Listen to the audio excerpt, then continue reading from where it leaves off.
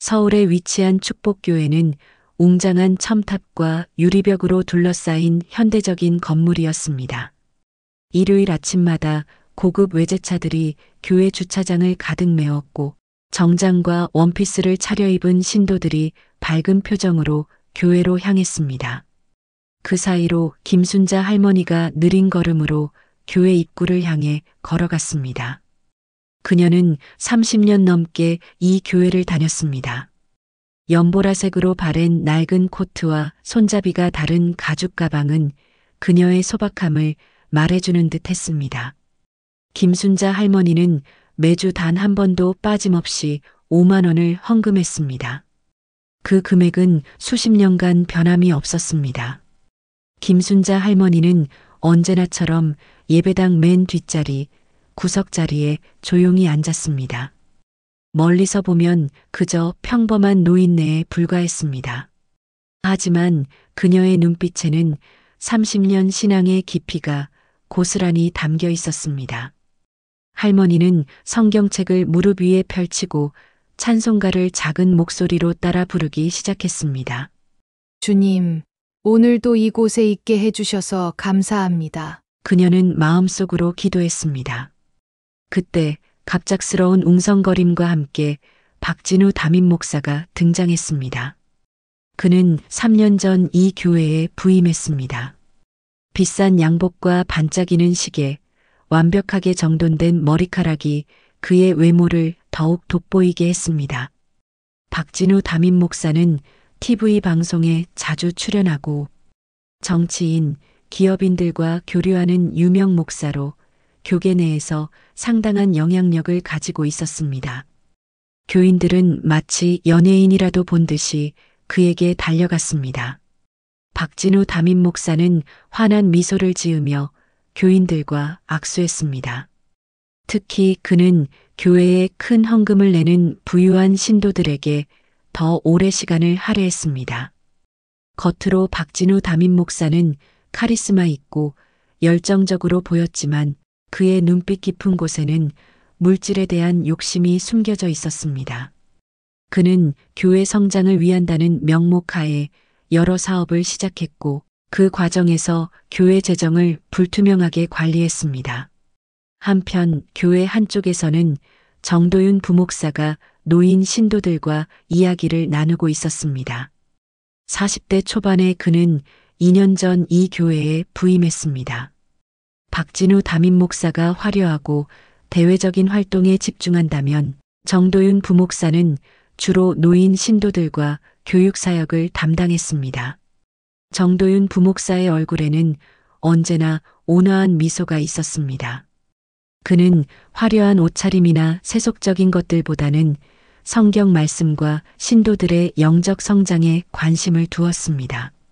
정도윤 부목사는 멀리서 혼자 앉아 있는 김순자 할머니를 발견하고 걸어갔습니다. 할머니, 오늘도 일찍 오셨네요. 정도윤 부목사가 김순자 할머니 옆에 앉으며 말했습니다. 아이고, 정 목사님 30년 습관인데 어떡해요? 김순자 할머니는 미소를 지으며 대답했습니다. 두 사람 사이에는 묘한 친밀감이 있었습니다. 정도윤 부목사는 김순자 할머니의 깊은 신앙심과 삶의 지혜를 존경했고 김순자 할머니는 정도윤 부목사의 진정성과 따뜻함에 마음을 열었습니다. 그들은 종종 예배 전후의 성경 구절에 대해 이야기하며 서로의 신앙을 돈독히 했습니다. 예배가 시작되자 모두가 일어나 찬송가를 불렀습니다. 박진우 담임 목사는 화려한 언변으로 설교를 시작했습니다. 그의 설교는 항상 성공과 번영, 축복에 관한 내용이었습니다. 여러분, 하나님은 우리가 풍요롭게 살기를 원하십니다. 신앙생활도 투자와 같습니다. 우리가 더 많이 심을수록 더 많은 것을 거두게 될 것입니다. 김순자 할머니는 설교를 들으며 깊은 생각에 잠겼습니다.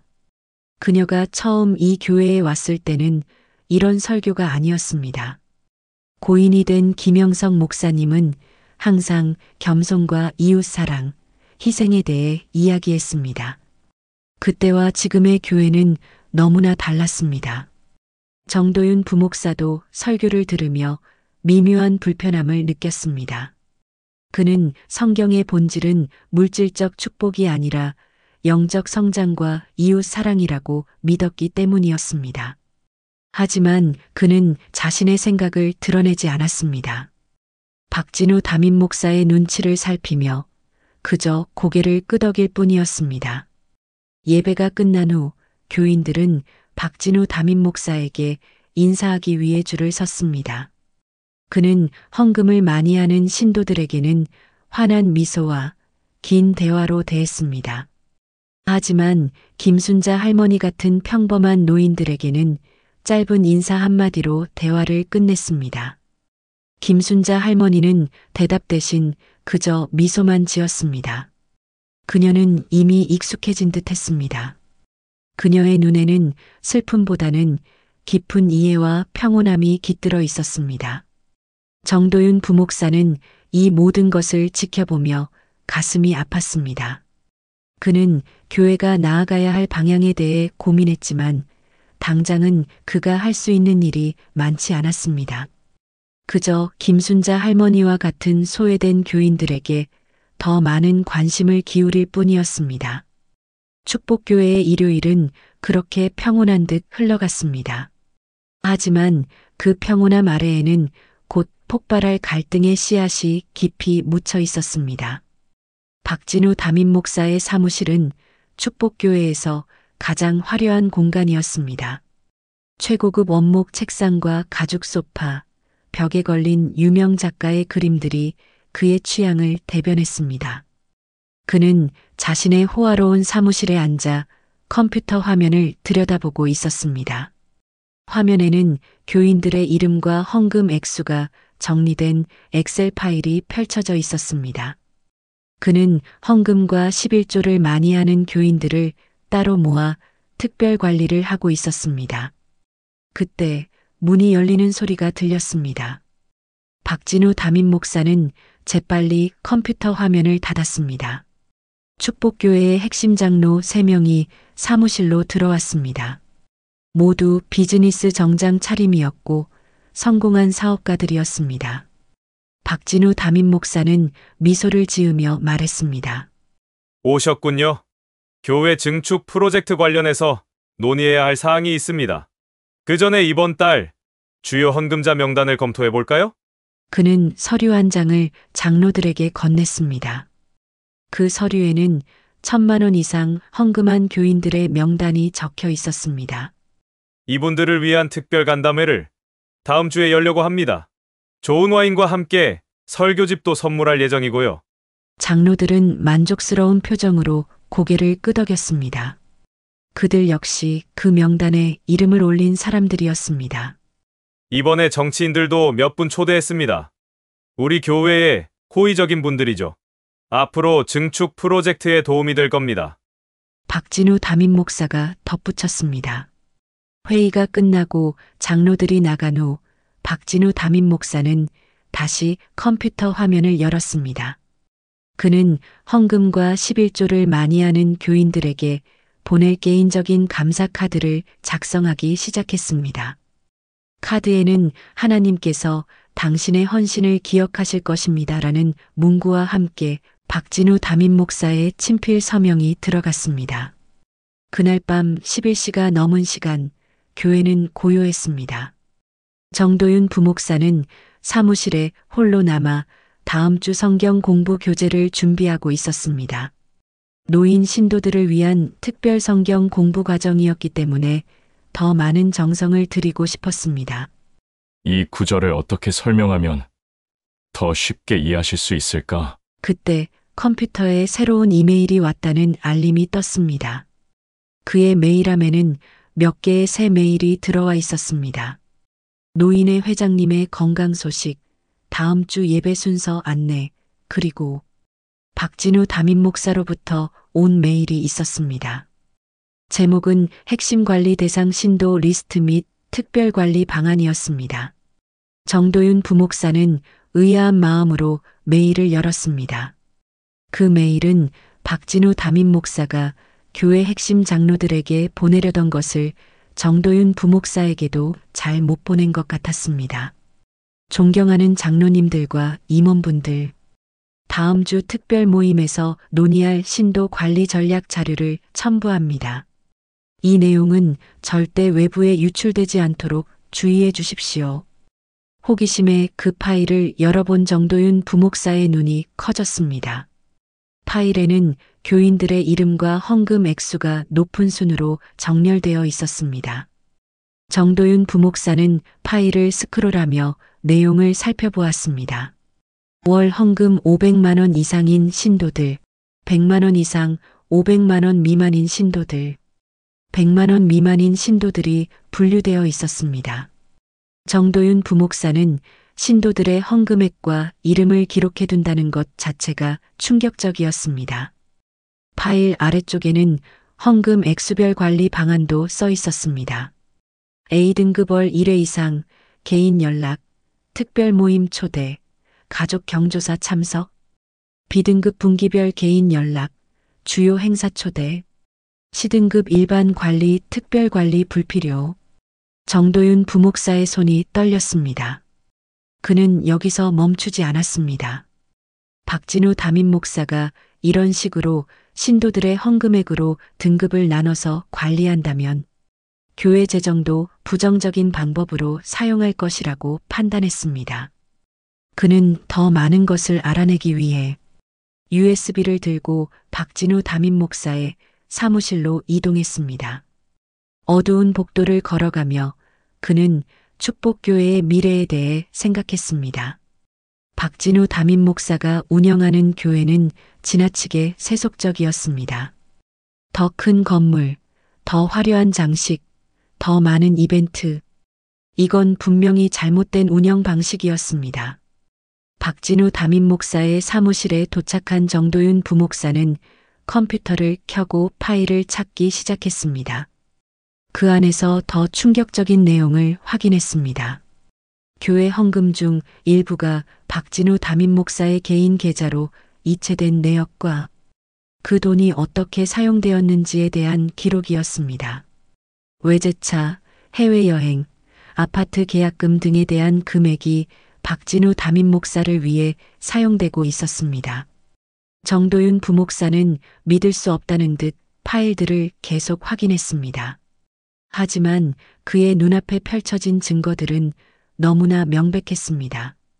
박진우 담임 목사는 교회 재정을 개인 용도로 유용하고 있었고 신도들을 헌금 액수에 따라 차별적으로 대우하고 있었습니다. 갑자기 어딘가에서 소리가 들렸습니다. 누군가 교회에 있었습니다. 정도윤 부목사는 급히 USB를 꺼내 중요 파일들을 복사했습니다. 그의 손은 여전히 떨리고 있었지만 이 증거들을 보존해야 한다는 생각으로 빠르게 움직였습니다. 파일 복사가 끝나자마자 정도윤 부목사는 컴퓨터 화면을 원래 상태로 돌려놓았습니다. 그때 사무실 문이 열렸습니다. 아, 정 목사님 이렇게 늦게까지 계셨군요. 교회 경비원이었습니다. 정도윤 부목사는 안도의 한숨을 내쉬었습니다. 네, 주일 성경 공부 자료를 준비하느라 시간 가는 줄 몰랐네요. 너무 무리하지 마세요. 건강도 중요하니까요. 감사합니다. 곧 마무리하고 가려고요. 경비원이 나간 후 정도윤 부목사는 자신의 사무실로 돌아왔습니다. 그는 USB를 책상 서랍에 넣고 잠갔습니다. 이제 어떻게 해야 할지 고민이 깊어졌습니다. 이걸 누구에게 말해야 하지? 장로님들? 아니, 그들도 박 목사님 편이야. 경찰? 하지만 그러면 교회가 세상의 웃음거리가 될 거야. 정도윤 부목사는 깊은 고민에 빠졌습니다. 그는 자신이 발견한 사실을 알려야 한다고 생각했지만 그 방법과 시기를 신중하게 선택해야 했습니다. 결국 그는 일단 더 많은 증거를 모으기로 결심했습니다. 그날 밤 정도윤 부목사는 오랫동안 잠들지 못했습니다. 하나님, 저에게 지혜를 주세요. 옳은 길을 보여주세요. 정도윤 부목사의 기도는 간절했습니다. 며칠 동안 정도윤 부목사의 마음은 무거웠습니다. 그가 발견한 비밀은 그를 깊은 도덕적 딜레마에 빠뜨렸습니다. 정도윤 부목사는 고민 끝에 교회 내 신뢰할 수 있는 동료 목사인 김재훈 목사에게 조심스럽게 이야기를 꺼냈습니다. 두 사람은 교회 카페에서 만났습니다. 주변을 살핀 후 정도윤 부목사는 작은 목소리로 말을 시작했습니다.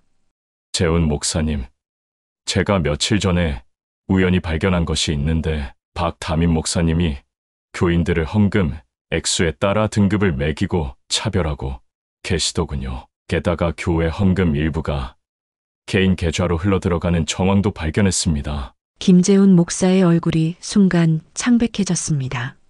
정 목사님, 그런 말 함부로 하면 큰일 납니다. 증거가 있습니까? 정도윤 부목사는 USB를 조금만 꺼내 보였다가 다시 주머니에 넣었습니다. 모든 증거가 여기 있습니다. 김재훈 목사는 깊게 한숨을 내쉬었습니다. 정 목사님, 이 이야기 다른 사람에게 한 적 있습니까? 아직 없습니다. 어떻게 해야 할지 몰라서요. 김재훈 목사는 고개를 좌우로 저었습니다. 그의 표정은 근심으로 가득했습니다. 아무에게도 말하지 마세요.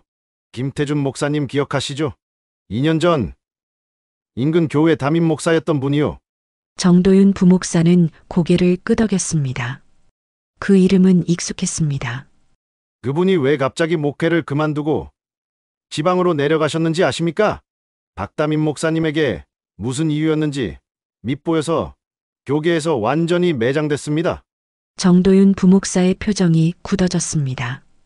박담임 목사님의 인맥은 상상 이상입니다. 대형 언론사 사장, 국회의원, 경찰청장까지 모두 교인이거나 그분과 친분이 있는 사람들입니다. 그런 분을 건드렸다가는 우리 같은 부목사는 교계에서 발붙일 곳이 없게 됩니다.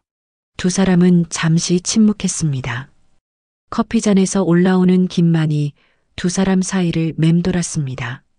그렇다고 이대로 두면 교회가 점점 더 타락할 텐데요. 정도윤 부목사가 마침내 입을 열었습니다. 저도 압니다. 하지만 현실적으로 우리가 할 수 있는 일이 없어요. 장로님들에게 말해봤자 소용없습니다. 그들 대부분도 박 담임 목사님의 입장입니다. 특히 교회 재정을 관리하는 장로님들은 모두 박 목사님과 이해관계가 얽혀 있습니다. 정도윤 부목사는 깊은 고민에 빠졌습니다. 그는 진실을 알리고 싶었지만 현실의 벽이 너무 높았습니다. 며칠 후 정도윤 부목사와 박진우 담임 목사가 예배 준비를 위해 교회 사무실에서 만났습니다. 그때 박진우 담임 목사가 조용히 물었습니다. 며칠 전 늦은 밤에 제 컴퓨터를 봤다고 경비원분이 말씀하시던데요. 제 컴퓨터를 뒤졌습니까? 정도윤 부목사는 순간 얼어붙었습니다. 그는 자신의 표정을 최대한 침착하게 유지하려 노력했습니다. 아닙니다. 그저 교재를 준비하다가 필요한 게 있어서. 박진우 담임 목사는 의자에서 일어나 문을 닫았습니다. 그리고 정도윤 부목사에게 가까이 다가왔습니다. 정 목사님, 솔직히 말해보세요. 뭘 알고 계십니까? 정도윤 부목사는 침을 삼키며 고개를 저었습니다. 특별히 아는 것 없습니다. 박진우 담임 목사는 잠시 정도윤 부목사를 관찰하더니 갑자기 음산한 미소를 지었습니다. 정 목사님, 제가 이 교계에서 얼마나 많은 영향력을 가지고 있는지 아시죠? 정도윤 부목사의 등줄기로 식은땀이 흘렀습니다. 그것은 명백한 협박이었습니다. 만약 당신이 뭔가 알고 있다면, 그리고 그것을 누구에게든 말한다면 당신의 교회 생활은 끝입니다. 내 말 이해하셨습니까? 정도윤 부목사는 고개를 끄덕일 수밖에 없었습니다. 네, 담임 목사님. 정도윤 부목사는 사무실을 나오며 깊은 한숨을 내쉬었습니다. 그는 이제 자신이 얼마나 위험한 상황에 처해 있는지 분명히 알았습니다. 겨울에 차가운 바람이 불던 어느 날, 김순자 할머니는 심한 기침과 고열로 쓰러졌습니다. 오랫동안 약한 폐를 갖고 있던 할머니는 결국 폐렴 진단을 받고 병원에 입원하게 되었습니다. 30년 넘게 한 교회를 섬겨온 그녀였지만 병원 침대에 누운 할머니를 찾아오는 교인은 거의 없었습니다. 병실 창문 너머로 회색빛 하늘이 보였습니다. 김순자 할머니는 창밖을 보며 조용히 기도를 했습니다. 그녀의 야윈 손에는 오래된 성경책이 들려 있었습니다. 병실 문이 열리자 할머니는 고개를 돌렸습니다. 할머니, 어떠세요? 많이 아프시죠? 정도윤 부목사가 작은 과일 바구니를 들고 들어왔습니다. 그는 일주일에 3번씩 꾸준히 할머니를 방문했습니다. 정 목사님, 또 오셨네요. 신경 쓰지 않으셔도 되는데. 김순자 할머니는 힘없는 목소리로 말했습니다. 정도윤 부목사는 웃으며 의자에 앉았습니다. 병원 음식은 맛이 없을 테니 제가 과일이라도 가져왔습니다. 그리고 교회 노인의 어르신들이 보내신 카드도 있습니다. 정도윤 부목사는 할머니의 침대 옆 테이블에 과일 바구니를 놓고 여러 장의 손으로 쓴 카드를 전달했습니다. 김순자 할머니는 카드를 받아들고 조용히 미소 지었습니다. 정도윤 부목사는 할머니의 손을 잡았습니다. 그 손은 차갑고 거칠었지만 30년 신앙의 깊이가 느껴지는 손이었습니다. 박담임 목사님도 소식 들으셨을 텐데. 김순자 할머니가 물었습니다. 정도윤 부목사는 잠시 망설였습니다. 사실 그는 할머니의 입원 소식을 박진우 담임 목사에게 직접 보고했지만 담임 목사는 별다른 반응을 보이지 않았습니다. 네, 담임 목사님도 알고 계십니다. 아마 곧 방문하실 거예요. 그것은 거짓말이었습니다. 정도윤 부목사는 박진우 담임 목사가 할머니를 방문할 의향이 없다는 것을 알고 있었지만 할머니를 실망시키고 싶지 않았습니다.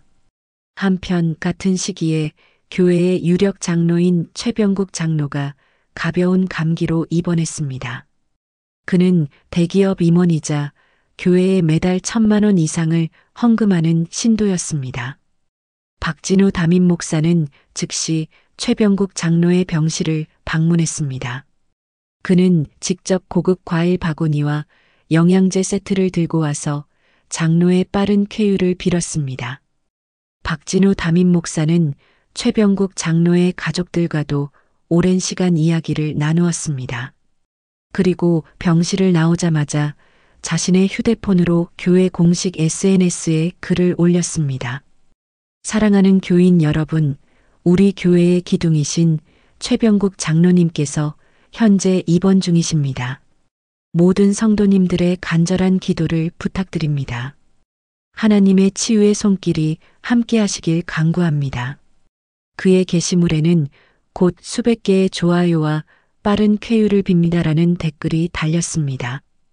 김순자 할머니가 병원에 입원한 지 2주가 지났지만 박진우 담임 목사는 한 번도 방문하지 않았습니다.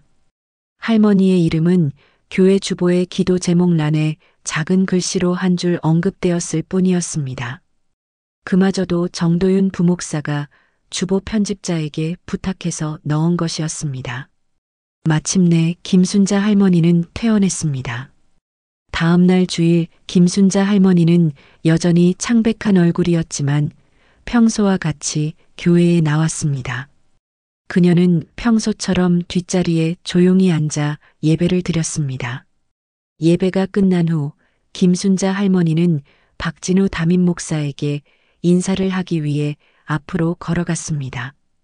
그녀의 걸음은 병우라 평소보다 더 느렸고 조심스러웠습니다. 목사님, 안녕하세요. 박진우 담임 목사는 할머니를 쳐다보며 잠시 눈을 깜빡였습니다. 아, 네. 안녕하세요. 그는 할머니와 눈을 맞추지 않고 모호하게 대답한 후 곧바로 다른 교인에게 관심을 돌렸습니다. 김순자 할머니는 그 자리에 잠시 서 있다가 천천히 뒤로 물러났습니다. 그녀의 눈에는 슬픔이 깃들었지만 분노나 원망은 없었습니다. 그저 깊은 이해와 체념이 느껴졌습니다. 정도윤 부목사는 그 모든 광경을 지켜보았습니다. 그의 가슴 속에서는 분노가 끓어올랐지만 표현하지 않았습니다. 대신 그는 김순자 할머니에게 다가가 살며시 손을 잡았습니다. 할머니, 오늘은 제가 집까지 모셔다 드릴게요. 고맙구나, 정 목사. 하지만 괜찮아. 내가 혼자 갈 수 있어. 김순자 할머니의 목소리에는 슬픔보다는 평온함이 깃들어 있었습니다. 그녀는 정도윤 부목사의 손을 잠시 꼭 쥐었다가 놓았습니다.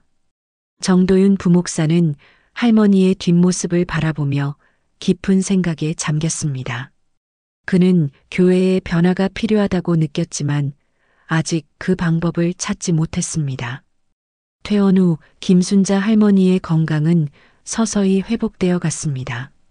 정도윤 부목사는 일주일에 2번씩 할머니의 집을 방문하여 성경 공부를 함께 했습니다. 할머니의 집은 교회에서 그리 멀지 않은 오래된 다세대 주택의 1층이었습니다.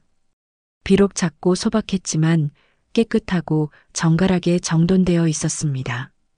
겨울비가 창문을 두드리던 저녁, 정도윤 부목사와 김순자 할머니는 테이블에 앉아 성경을 함께 읽고 있었습니다. 따뜻한 보리차 한 잔과 소박한 다과가 테이블 위에 놓여 있었습니다.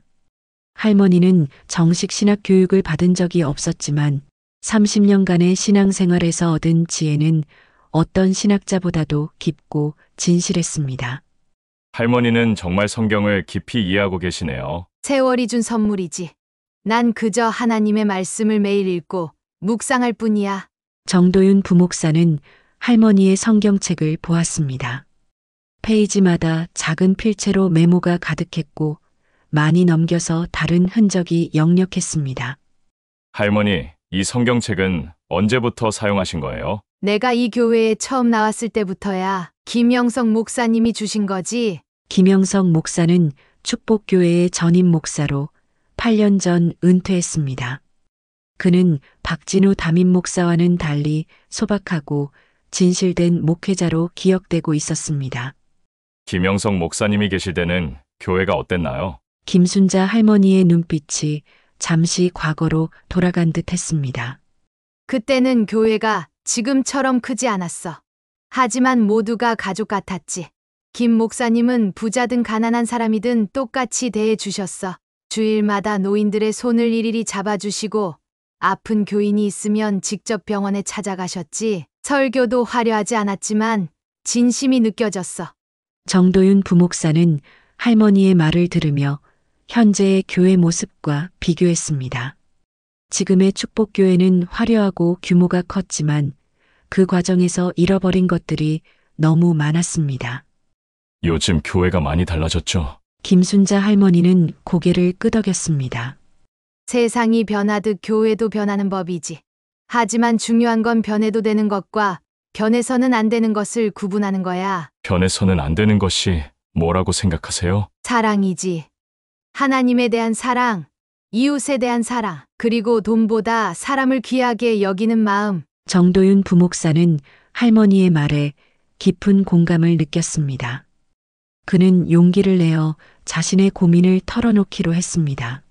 할머니, 사실 박 담임 목사님에 대해 제가 알게 된 것이 있습니다. 정도윤 부목사는 조심스럽게 자신이 발견한 비리에 대해 이야기했습니다. 신도 등급 분류, 교회 헌금의 개인적 유용, 그리고 노인 신도들에 대한 차별적 태도까지. 그는 할머니가 충격을 받을까 걱정했지만 김순자 할머니의 표정은 의외로 평온했습니다. 할머니, 놀라지 않으세요? 김순자 할머니는 고개를 저었습니다. 난 이미 알고 있었단다. 알고 계셨다고요? 어떻게? 나이를 먹으면 눈은 어두워져도 마음의 눈은 더 밝아지는 법이야. 박 목사가 처음 왔을 때부터 난 그의 속을 봤어. 설교는 화려했지만 그의 눈빛에는 욕심이 있었지. 정도윤 부목사는 할머니의 통찰력에 놀랐습니다. 그런데 왜 아무 말씀도 안 하셨어요? 교회를 떠나지도 않고 김순자 할머니는 창밖으로 내리는 비를 바라보며 말했습니다.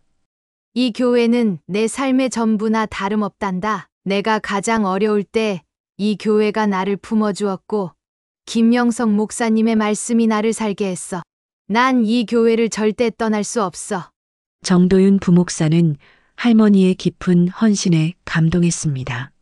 하지만 이대로 두면 교회는 점점 더 타락할 텐데요. 걱정 마. 때가 되면 모든 것이 드러날 거야. 하나님의 뜻대로. 할머니의 말에는 이상한 확신이 담겨 있었습니다.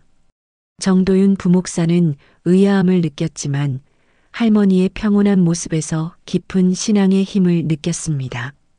그는 더 이상 묻지 않기로 했습니다. 그들의 성경 공부는 계속되었습니다. 정도윤 부목사와 김순자 할머니는 꾸준히 만나 말씀을 나누고 기도했습니다. 정도윤 부목사는 할머니와의 대화를 통해 많은 것을 배웠습니다. 할머니의 단순하지만 깊은 믿음, 어떤 상황에서도 흔들리지 않는 평온함, 그리고 모든 사람을 품는 넓은 마음까지. 그는 점점 더 할머니를 존경하게 되었고 그녀의 지혜에 의지하게 되었습니다.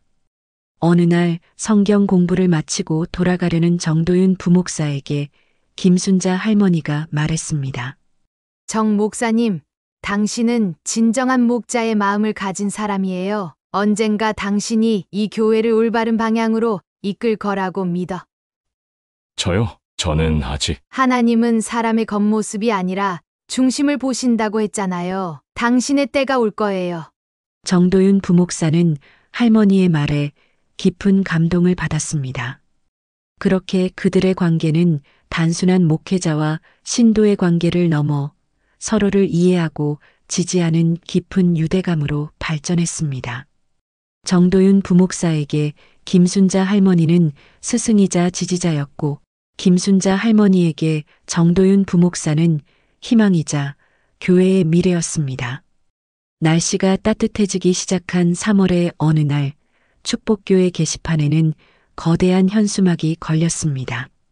축복교회 메가처치 확장 프로젝트, 하나님의 영광을 위한 더 큰 성전. 현수막에는 웅장한 새 예배당과 각종 부대시설이 포함된 조감도가 화려하게 그려져 있었습니다. 박진우 담임 목사는 이 프로젝트를 자신의 목회 생활 최대 업적으로 여겼습니다. 그는 이미 대형교회였던 축복교회를 더 큰 교회로 만들 메가처치로 확장하고자 했습니다. 우리는 하나님의 영광을 위해 더 크고 아름다운 성전을 지어야 합니다. 이것이 우리 세대의 사명입니다. 박진우 담임 목사는 주일 설교마다 이 프로젝트를 강조했고 교인들에게 성전 건축 특별 헌금을 요청했습니다. 많은 신도들이 이에 응했고 초기에는 프로젝트가 순조롭게 진행되는 듯 했습니다. 장로들은 대부분 고개를 끄덕였지만 몇몇은 우려의 목소리를 냈습니다. 담임 목사님, 예산이 너무 과도한 것 아닙니까?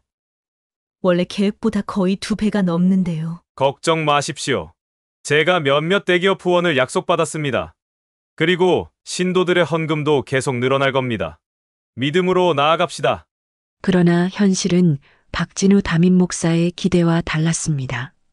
건축이 시작된 지 6개월 후 예상치 못한 문제들이 연이어 발생했습니다. 집안이 약해 추가 공사가 필요했고 건축자재 가격이 급등했으며 인건비도 예상보다 훨씬 많이 들었습니다. 더 큰 문제는 약속받았던 대기업 후원이 취소된 것이었습니다. 해당 기업의 회장이 갑작스럽게 은퇴하면서 새로운 경영진이 교회 후원을 중단하기로 결정한 것입니다. 어떻게 이럴 수가 있습니까? 분명히 약속받았는데. 박진우 담임 목사는 사무실에서 전화를 거칠게 끊으며 소리쳤습니다. 교회 재정부장인 김 장로가 조심스럽게 말했습니다. 담임 목사님, 솔직히 말씀드리자면 현재 상황이 매우 심각합니다. 건축 비용은 계속 늘어가는데 자금은 바닥나고 있습니다. 이미 10억 원의 대출을 받았고 이자만 해도 매달 1,000만 원이 넘습니다. 박진우 담임 목사는 잠시 침묵했습니다. 그의 야망이 만든 프로젝트가 실패하고 있다는 사실을 인정하기 싫었습니다. 더 많은 대출을 받으면 되지 않겠습니까? 담임 목사님, 은행에서 더 이상의 대출을 거부했습니다. 현재 교회 재정 상태로는 추가 대출이 불가능하다고 합니다. 결국 메가처치 확장 프로젝트는 중단될 수밖에 없었습니다.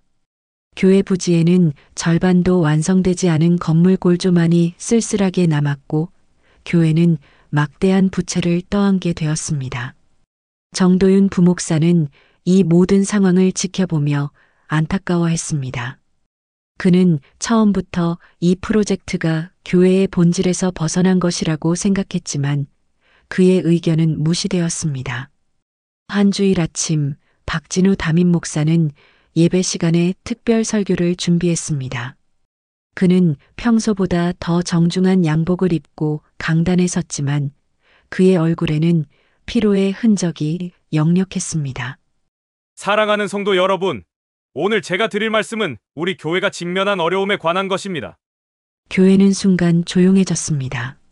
많은 신도들이 이미 소문을 들었지만 공식적인 발표는 처음이었습니다. 여러분도 아시다시피 우리의 메가처치 확장 프로젝트가 여러 어려움에 봉착했습니다. 지금 우리 교회는 상당한 재정적 위기에 처해 있습니다. 박진우 담임 목사는 잠시 숨을 고르며 계속했습니다.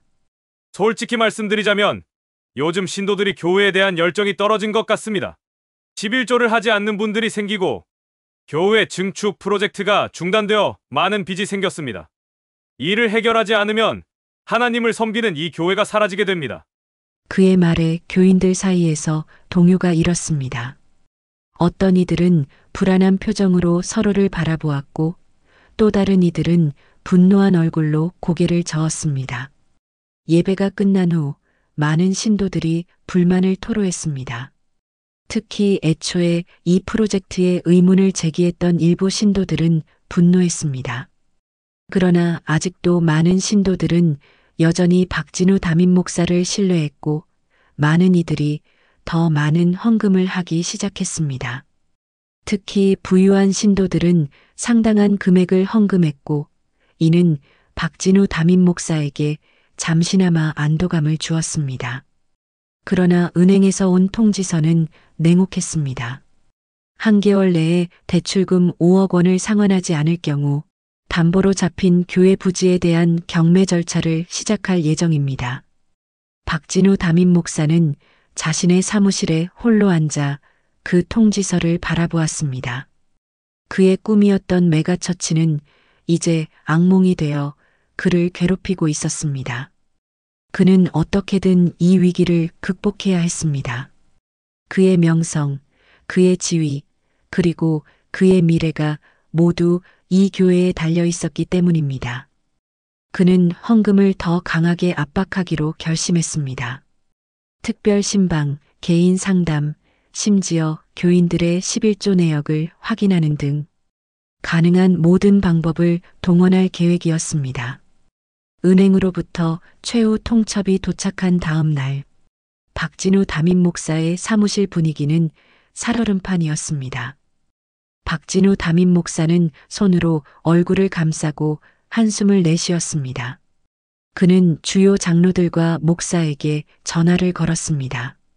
그날 저녁 축복교회 회의실은 교회의 주요 인사들로 가득 찼습니다. 정도윤 부목사도 가장 끝자리에 조용히 앉아 있었습니다. 박진우 담임 목사는 회의실 앞에 서서 심각한 표정으로 말했습니다. 여러분, 오늘 우리는 교회 역사상 가장 큰 위기를 맞았습니다. 은행에서 일주일 내로 5억 원을 상환하지 않으면 교회 부지를 압류하겠다고 통보해 왔습니다. 회의실에 충격의 물결이 퍼졌습니다. 박진우 담임 목사는 잠시 망설이다가 말했습니다. 프로젝트 비용이 예상보다 2배 이상 들었고 약속받았던 대기업 후원이 취소되었습니다. 하지만 지금 중요한 것은 원인이 아니라 해결책입니다. 그는 테이블 위에 서류 한 장을 올려놓았습니다. 오늘 밤 이 자리에 계신 여러분들께 특별 헌금을 부탁드립니다. 우리 교회의 핵심 리더로서 여러분들이 먼저 모범을 보여주셔야 합니다. 박진우 담임 목사의 요청에 회의실은 어색한 침묵에 빠졌습니다. 박진우 담임 목사는 계속해서 계획을 설명했습니다. 그리고 내일 저녁 우리 교회 대기업 임원분 등 50명을 초대해 교회 위기 극복을 위한 특별 모임을 갖겠습니다. 정도윤 부목사는 이 계획이 얼마나 세속적인지 깨달았습니다. 동시에 교회의 주요 인사들이 모인 이 자리에서 신도를 돈으로 보는 것을 보고 박진우 담임 목사가 점점 망가져가는 것을 느꼈습니다. 이것은 더 이상 신앙의 영역이 아니었습니다. 그것은 마치 기업의 자금 조달 회의와도 같았습니다. 회의가 끝난 후 정도윤 부목사는 몇몇 장로들이 박진우 담당 목사에 대한 불판을 작게 이야기하는 것을 들었습니다. 그날 밤 정도윤 부목사는 깊은 고민에 빠졌습니다. 교회는 점점 더 영적 본질에서 벗어나고 있었고 박진우 담임 목사는 현실을 직시하지 못한 채 더 극단적인 방법을 모색하고 있었습니다. 그는 이제 무언가 행동해야 할 때가 왔다고 느꼈습니다. 그렇게 은행이 정한 대출금 상환 마감일이 가까워져 가고 있었습니다. 축복교회는 그 어느 때보다 긴장된 분위기에 휩싸였습니다. 박진우 담임 목사의 얼굴은 날이 갈수록 어두워졌고 그의 언행은 점점 더 예민해졌습니다. 그때 박진우 담임 목사의 사무실 전화가 울렸습니다. 은행 지점장이었습니다. 박 목사님, 좋은 소식을 전해드리려고 연락드렸습니다. 축복교회의 모든 대출금이 완전히 상환되었습니다. 박진우 담임 목사는 자신의 귀를 의심했습니다. 뭐라고요? 모든 대출금이요? 어떻게? 네. 어제 오후에 익명의 기부자가 교회 대출금 30억 원을 전액 상환했습니다. 법적 절차는 모두 완료되었고 현재 축복교회는 부채가 없는 상태입니다. 박진우 담임 목사는 전화를 끊고 한동안 멍하니 앉아 있었습니다. 그의 눈에는 눈물이 고였습니다. 그것은 안도감과 놀라움 그리고 그동안의 자신의 기도가 응답받았다는 확신이 뒤섞인 감정이었습니다. 그는 즉시 교회 임원들에게 연락해 긴급 회의를 소집했습니다. 그리고 주일 예배에서 이 놀라운 소식을 발표하기로 결정했습니다. 주일이 되었습니다. 축복교회 본당은 신도들로 가득 찼습니다. 모두가 교회의 운명이 어떻게 될지 초조한 마음으로 기다리고 있었습니다. 예배당 가장 뒷자리에는 김순자 할머니가 평소처럼 조용히 앉아 있었습니다. 박진우 담임 목사는 화려한 양복을 입고 강단에 올랐습니다. 그의 얼굴에는 오랜만에 환한 미소가 번졌습니다. 사랑하는 성도 여러분, 오늘 저는 하나님의 놀라운 축복과 응답의 소식을 전하고자 합니다. 박진우 담임 목사의 목소리는 예배당 구석구석까지 울려 퍼졌습니다. 여러분도 아시다시피 우리 교회는 큰 재정적 위기에 처해 있었습니다. 은행에서는 대출금을 상환하지 않으면 교회 부지를 압류하겠다고 위협했습니다. 교인들은 숨죽여 그의 말을 경청했습니다. 그러나 하나님께서는 우리의 기도를 들으셨습니다. 지난 금요일 익명의 기부자가 나타나 우리 교회의 모든 대출금 30억 원을 전액 상환했습니다. 예배당의 놀라움의 탄성이 터져나왔습니다. 교인들은 서로를 바라보며 기쁨과 안도감을 나누었습니다. 이것이 바로 하나님의 능력입니다. 제가 밤낮으로 기도했고 하나님께서 응답하셨습니다. 우리 교회는 이제 빚에서 완전히 자유롭게 되었습니다. 박진우 담임 목사는 두 팔을 하늘로 들어올리며 승리의 몸짓을 취했습니다. 교인들 중 일부는 박수를 치며 환호했습니다. 이제 우리는 주저없이 하나님의 사역을 계속해 나갈 수 있습니다. 중단되었던 메가처치 프로젝트도 곧 재개할 수 있을 것입니다. 그때였습니다. 예배당 맨 뒷자리에서 누군가가 천천히 일어났습니다. 김순자 할머니였습니다. 그녀는 평소와 다름없는 소박한 옷차림으로 낡은 가방을 들고 천천히 앞으로 걸어 나왔습니다. 정도윤 부목사가 놀란 표정으로 할머니를 바라보았지만 할머니의 얼굴에는 평온함이 깃들어 있었습니다. 김순자 할머니는 천천히 강단 쪽으로 걸어갔습니다. 교인들의 시선이 그녀에게 쏠렸습니다. 박진우 담임 목사는 당황한 표정으로 그녀를 바라보았습니다. 무슨 일이십니까? 지금은 예배 중입니다. 김순자 할머니는 강단 바로 앞에 서서 마이크를 향해 조용하지만 단호한 목소리로 말했습니다. 그 대출금은 제가 갚은 것입니다. 예배당은 순간 정적에 빠졌습니다. 교인들은 서로를 바라보며 의아한 표정을 지었습니다. 박진우 담임 목사는 잠시 할 말을 잃었다가 곧 비웃듯 대답했습니다. 농담이 심하시네요. 대출금이 30억 원인데 어떻게 할머니께서 그런 금액을? 김순자 할머니는 아무 말 없이 자신의 낡은 가방에서 서류 봉투를 꺼냈습니다. 그녀는 천천히 봉투를 열고 몇 장의 서류를 꺼냈습니다.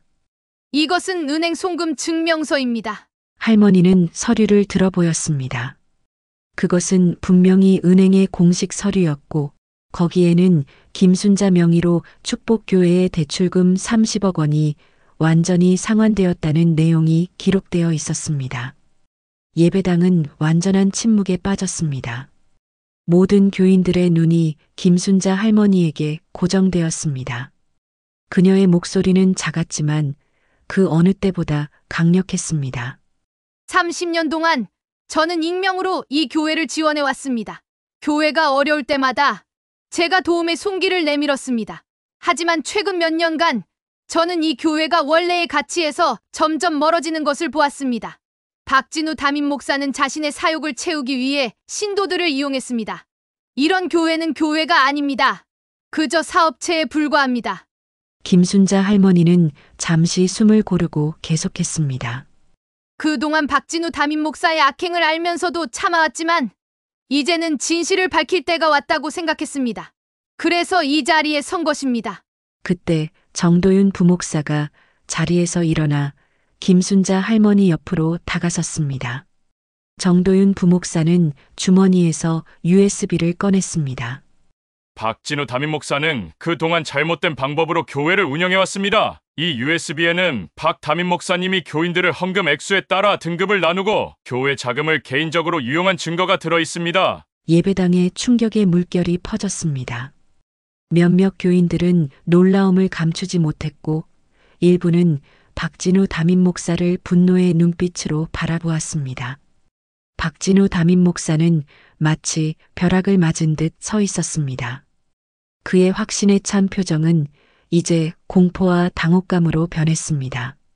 이건 음모입니다. 저를 몰아내려는 음모라고요. 김순자 할머니는 천천히 고개를 저었습니다. 음모가 아닙니다. 그저 진실이 드러난 것뿐입니다. 그녀의 목소리에는 분노나 원망이 없었습니다. 그저 깊은 슬픔과 평온함만이 깃들어 있었습니다. 박진우 담임 목사는 이제 완전히 궁지에 몰렸습니다. 그 순간 박진우 담임 목사가 할머니를 향해 걸어가기 시작했습니다. 교인들은 그가 무슨 행동을 할지 긴장된 표정으로 지켜보았습니다. 정도윤 부목사는 본능적으로 할머니 앞에 서려 했지만 김순자 할머니는 그를 살짝 만류했습니다. 박진우 담임 목사가 김순자 할머니 앞에 다가서자 갑자기 그의 다리가 꺾였습니다. 그는 할머니 앞에 무릎을 꿇었습니다. 그 순간 예배당에는 충격의 물결이 퍼졌습니다. 누구도 그가 무릎을 꿇는 모습을 상상하지 못했습니다. 그의 목소리는 떨렸습니다. 눈물이 그의 뺨을 타고 흘러내렸습니다. 할머니, 모든 교인 여러분, 진심으로 참여합니다. 제가 잘못했습니다. 그의 말에 예배당은 완전한 침묵에 빠졌습니다. 모든 사람들의 눈이 그에게 고정되었습니다. 교회를 성장시키려는 열망이 너무 컸습니다. 더 많은 신도들을 모으고 더 큰 교회를 만들기 위해서 이런 방법을 쓸 수밖에 없었습니다. 그의 목소리는 진심으로 들렸지만 그의 말 속에는 여전히 자기 변명의 색채가 짙었습니다.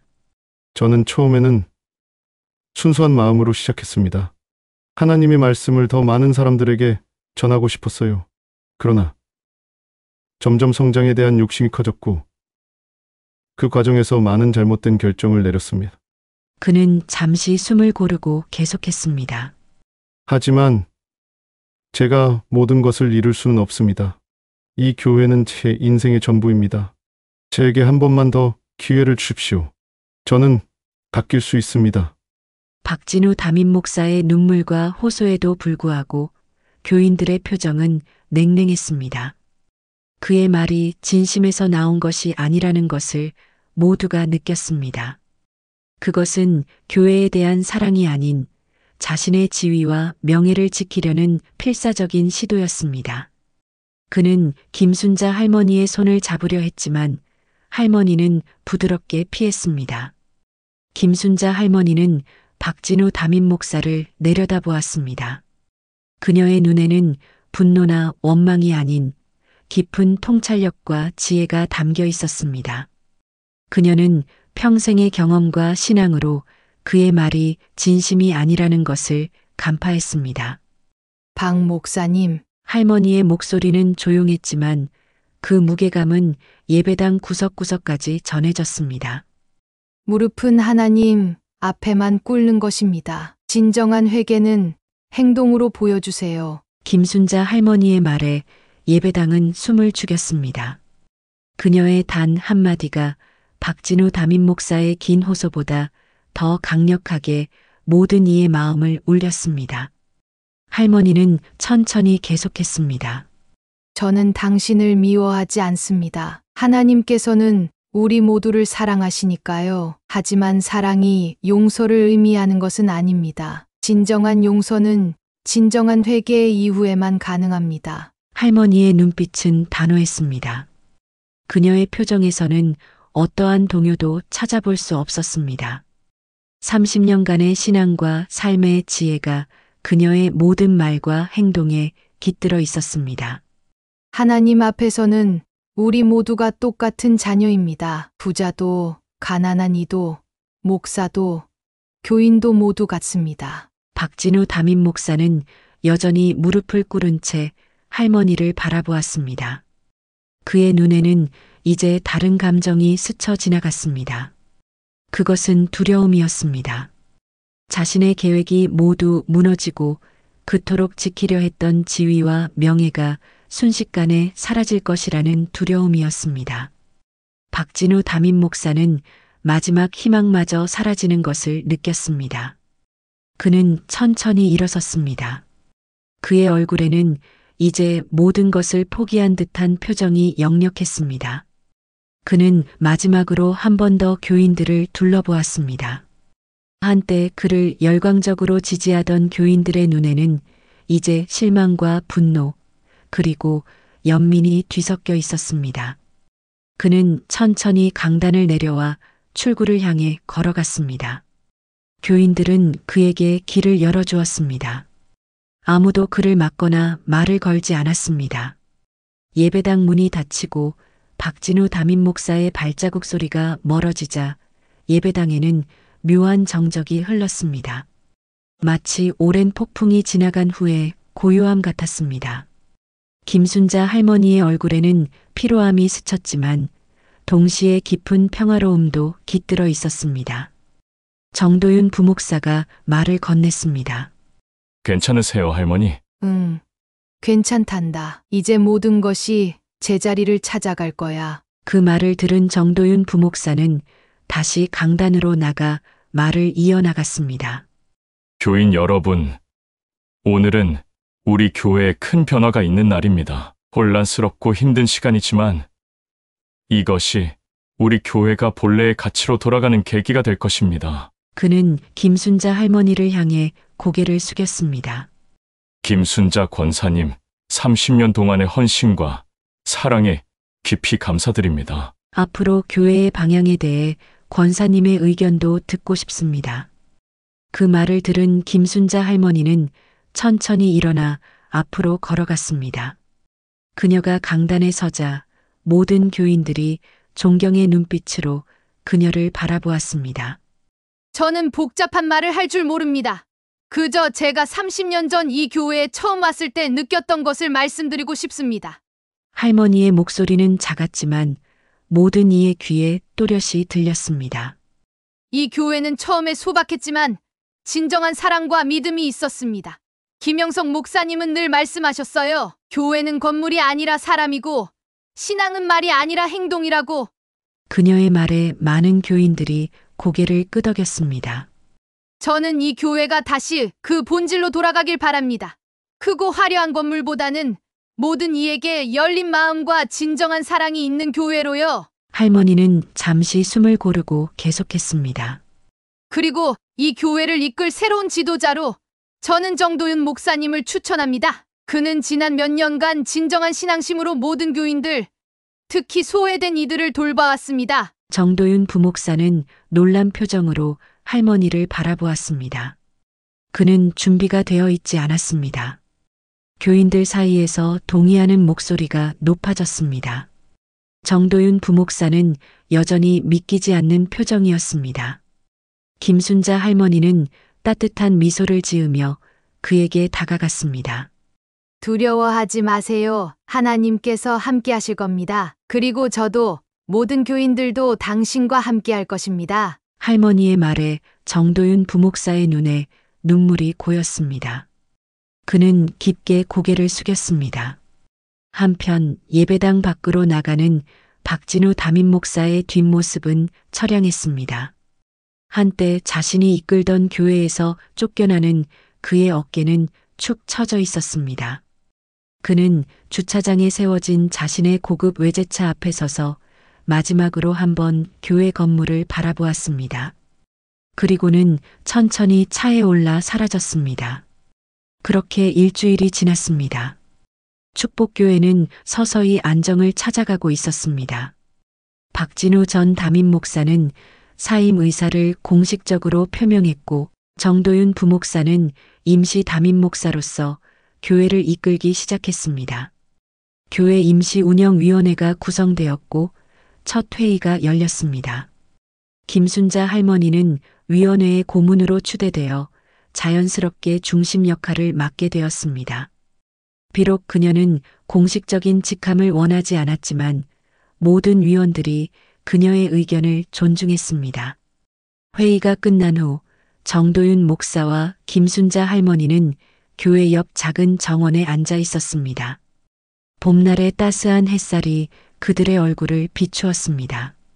교회의 미래에 대한 이야기를 나누던 중 정도윤 목사는 문득 질문을 던졌습니다. 할머니, 한 가지 궁금한 게 있어요. 어떻게 30억이라는 큰 돈을 교회에 기부하실 수 있으신 거예요? 그리고 그렇게 큰 돈을 가지고 계시면서 이렇게 돈 없다고 무시당하는 교회에 계속 있게 되신 건지 궁금합니다. 김순자 할머니는 잠시 먼 곳을 바라보았습니다. 그녀의 눈빛이 과거로 돌아간 듯 했습니다. 그건 오래된 이야기란다. 할머니의 목소리가 점점 멀어지며 장면은 35년 전으로 흐려졌습니다. 30여 년 전 서울의 작은 교회. 비가 내리는 어둑한 저녁이었습니다. 교회 문이 열리고 한 여인이 비에 젖은 채 들어왔습니다. 아직 50대가 되기 전에 김순자였습니다. 그녀는 교회를 다니지 않았지만 순간 누군가에게 기도를 하고 싶어서 낯선 교회에 들어오게 된 것입니다. 그녀의 얼굴은 창백했고 눈가에는 눈물 자국이 선명했습니다. 그녀는 빈 예배당 맨 뒷자리에 앉아 소리 없이 흐느꼈습니다. 남편의 갑작스러운 사망 소식을 들은 지 일주일이 지났지만 그녀의 마음은 여전히 산산조각난 상태였습니다. 하나님, 제가 어떻게 살아야 할지 모르겠습니다. 김순자의 기도는 절망적이었습니다. 그녀의 남편은 국내 건설업을 움직이는 대기업 강진건설의 초대 회장이었습니다. 갑작스러운 남편의 죽음으로 재산을 물려받았지만 그것은 그녀에게 위로가 되지 않았습니다. 그때 누군가가 그녀에게 다가왔습니다. 김영석 목사였습니다. 괜찮으신가요? 김순자는 서둘러 눈물을 훔쳤습니다. 죄송합니다. 예배 시간도 아닌데 와서. 아닙니다. 교회는 언제나 열려 있어요. 특히 마음이 아픈 분들에겐요. 김영석 목사는 그녀 옆에 조용히 앉았습니다. 제 남편이 일주일 전에 세상을 떠났어요. 김순자의 목소리가 떨렸습니다. 모든 게 무너진 것 같아요. 이제 어떻게 살아야 할지. 김영석 목사는 잠시 침묵했다가 부드럽게 말했습니다. 하나님은 당신의 아픔을 아십니다. 그의 목소리에는 진심 어린 위로가 담겨 있었습니다. 그리고 이어지는 김영석 목사의 말은 김순자의 마음을 따뜻하게 했습니다. 그렇게 그녀는 몇 주간 매일 교회를 찾았습니다. 김영석 목사와의 대화를 통해 그녀는 점점 위로를 받았고 신앙의 깊이를 더해갔습니다. 어느 날 김영석 목사가 그녀에게 말했습니다. 순자 씨, 당신의 신앙심은 제가 본 중에 가장 깊습니다. 김순자는 겸손하게 고개를 저었습니다. 하나님께서 이 교회를 통해 당신을 치유하셨듯이 이제 당신도 다른 이들을 치유하는 도구가 될 수 있습니다. 김영석 목사의 눈빛은 진지했습니다. 우리 교회는 작고 가난합니다. 하지만 진정한 사랑과 믿음이 있습니다. 이 교회에 끝까지 남아 다른 사람들에게도 그 신앙심을 전해주세요. 김순자는 잠시 생각에 잠겼습니다. 그리고 결심했습니다. 이 교회를 끝까지 지키기로. 김순자 할머니의 눈에는 그 시절의 기억이 깃들어 있었습니다. 그래서 나는 이 교회에 남기로 했지지. 내 재산의 상당 부분을 익명으로 교회에 기부했고 지금의 교회 부지도 사실 내 소유였던 땅이었어. 정도윤 목사는 깊은 감동을 받은 표정으로 할머니의 이야기를 들었습니다. 하지만 왜 장로나 그런 직분을 맡지 않으셨나요? 할머니같이 신앙심 깊은 분이 교회 일을 더 적극적으로 하셨다면. 김순자 할머니는 부드럽게 미소 지었습니다. 사람들이 내 재산을 알게 되면 진심으로 대하지 않을까봐 두려웠어. 그저 평범한 신도로 신앙생활을 하고 싶었지. 김영석 목사님은 끝까지 내 비밀을 지켜주셨어. 정도윤 목사는 경외심 어린 눈빛으로 할머니를 바라보았습니다. 할머니의 신앙과 인내, 그리고 지혜, 정말 놀랍습니다. 그저 하나님이 주신 것을 나누는 것뿐이야. 이제 이 교회가 다시 본래의 모습을 찾아가길 바란다. 화려한 건물보다는 따뜻한 마음으로 모든 일을 품는 공간으로. 봄바람이 두 사람 사이로 살랑 불어왔습니다. 그들의 마음에는 이제 새로운 시작에 대한 기대와 희망이 가득 차 있었습니다. 김순자 할머니는 하늘을 바라보았습니다. 그녀의 눈에는 감사의 기도가 깃들어 있었습니다. 봄이 완연해진 어느 일요일 아침, 축복교회는 새로운 모습으로 교인들을 맞이했습니다. 교회 입구에 걸려있던 화려한 현수막은 사라지고 대신 소박하지만 따뜻한 문구가 적힌 나무 간판이 걸렸습니다. 모두를 위한 축복교회, 사랑으로 섬기는 공동체. 예배당 안으로 들어서면 그 분위기 역시 많이 달라져 있었습니다. 화려한 장식들은 줄어들고 더 편안하고 친근한 공간으로 바뀌어 있었습니다. 그날은 정도윤 목사가 임시 담임 목사가 아닌 정식 담임 목사로 부임하는 첫 주일 예배였습니다. 교회는 오랜만에 따뜻하고 진정한 기쁨으로 가득 찼습니다. 정도윤 목사의 첫 설교는 본질로 돌아가는 신앙이라는 주제였습니다. 오늘 우리는 새로운 시작을 맞이합니다. 하지만 이것은 무언가를 새롭게 시작하는 것이 아니라 우리의 본질로 돌아가는 것입니다. 그의 말에 많은 교인들이 공감했습니다. 교회는 건물이 아니라 사람입니다. 화려한 장식이나 큰 규모가 아니라 서로를 향한 진정한 사랑이 있는 곳이 바로 교회입니다. 교회는 빠르게 변화하기 시작했습니다. 정도윤 목사의 지도 아래 새로운 프로그램들이 시작되었습니다. 노인 복지 프로그램, 지역 사회 봉사 활동, 청년들을 위한 신앙 모임 등 모두가 함께 참여하고 성장할 수 있는 프로그램들이었습니다. 재정 관리도 완전히 투명해졌습니다. 매달 모든 수입과 지출 내역이 교인들에게 공개되었고 중요한 결정은 위원회를 통해 이루어졌습니다. 더 이상 비밀스러운 계좌나 불분명한 지출은 없었습니다. 시간이 흐르면서 축복교회는 다시 활기를 찾았습니다. 교인들은 더 이상 헌금 액수나 사회적 지위로 판단받지 않았고 모두가 동등하게 존중받았습니다. 이전에 떠났던 교인들 중 일부가 돌아오기 시작했고 새로운 신도들도 늘어났습니다. 무엇보다 중요한 것은 교회 안에 진정한 사랑과 믿음의 분위기가 회복되었다는 것입니다. 이것은 김순자 할머니가 30년 동안 꿈꿔왔던 교회의 모습이었습니다. 가을의 어느 평화로운 오후, 정도윤 목사와 김순자 할머니는 교회 뒤뜰에 있는 작은 벤치에 나란히 앉아 있었습니다. 그들 앞으로는 노란 은행나무 잎이 천천히 떨어지고 있었습니다. 할머니, 지난 몇 달간 교회가 정말 많이 변했어요. 그래, 좋은 방향으로 말이야. 모두 할머니 덕분이에요. 김순자 할머니는 고개를 저었습니다. 이건 모두 하나님의 은혜야. 우리는 그저 그 은혜를 전하는 도구일 뿐이지. 두 사람은 잠시 침묵 속에서 은행나무 잎이 떨어지는 모습을 바라보았습니다. 그 침묵 속에는 깊은 평화와 감사가 담겨 있었습니다. 정 목사, 우리 함께 기도할까? 네, 할머니. 두 사람은 눈을 감고 고개를 숙였습니다. 그들의 기도는 소리 없었지만 그 안에는 교회의 과거와 현재 그리고 미래를 향한 깊은 감사와 소망이 담겨 있었습니다.